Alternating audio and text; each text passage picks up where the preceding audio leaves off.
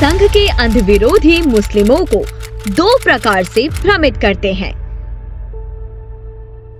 संघ के विरोध में उनका पहला प्रोपेगेंडा होता है कि संघ मुस्लिम विरोधी है और मुसलमान देश के लिए चाहे कितना भी अच्छा काम कर ले, संघ उन्हें कभी सम्मान नहीं देगा।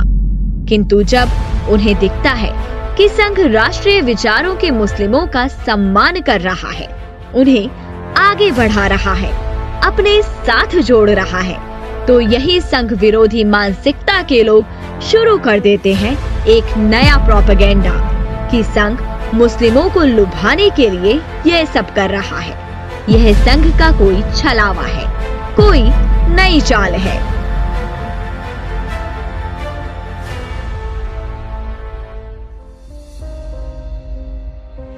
जब से संघ की स्थापना हुई तब से लेकर आज तक संघ न केवल राष्ट्रीय विचार वाले मुस्लिमों का सम्मान करता आ रहा है, बल्कि वे संघ के प्रत्येक कार्यकर्ता के लिए प्रातः वंदनीय भी हैं।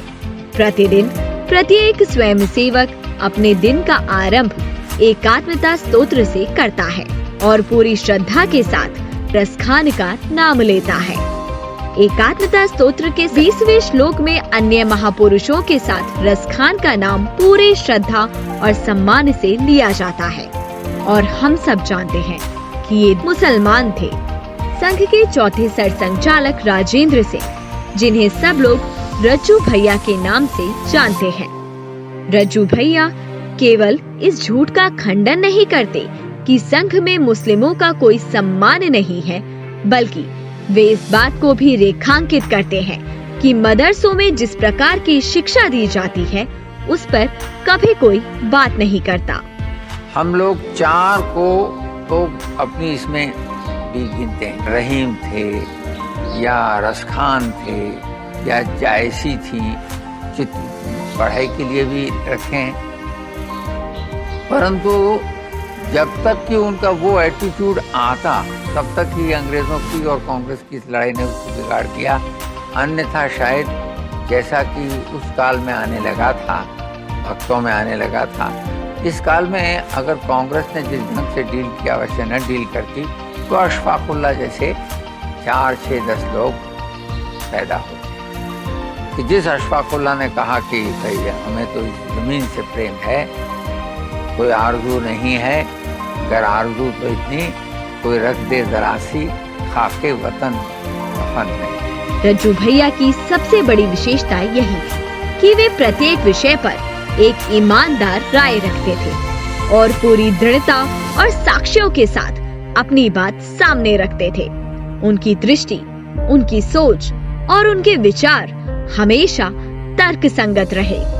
हमारे एक मित्र हैं लखनऊ में, उन्होंने मदरसे की कैरिकुलम का स्टडी किया है, उसमें उनको बायोग्राफीज पढ़ाते हैं। तो बायोग्राफीज में आपको सुनकर आश्चर्य होगा, 100 बायोग्राफीज 5 साल में मदरसे में पढ़ाते हैं।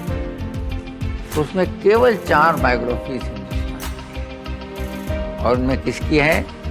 मौलाना आज़ाद, जाकिर हुसैन, महात्मा गांधी, जवाहरलाल, हारून रशीद, सुलेमान, उमर, हजरत अली, सब जिन देशों से उनको बेचारों को कुछ मतलब ही नहीं है। और उनको विवेकानंद नहीं मालूम, उनको रामकृष्ण नहीं मालूम, उनको बंकिम चंद्र नहीं मालूम।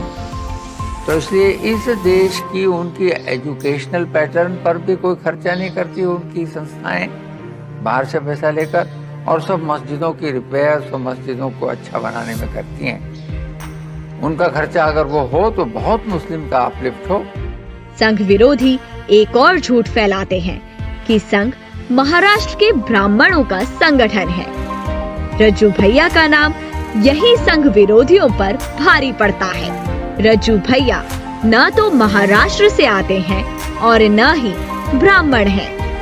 रज्जू भैया कैसे संघ से जुड़े और फिर कैसे विश्व के सबसे बड़े समाजसेवी संगठन के सिरमौर बने, यह जानने से पहले जानते हैं उनके बचपन और युवा अवस्था के बारे में। रज्जू भैया के पिता कुंवर बलबीर सिंह उत्तर प्रदेश सरकार में मुख्य अभियंता थे। प्रदेश के पहले मुख्य अभियंता। रज्जू भैया की प्रारंभिक शिक्षा बुलंदशहर में उनके पैतृक गांव में ही हुई और उसके बाद वे पिता के साथ नैनीताल चले गए।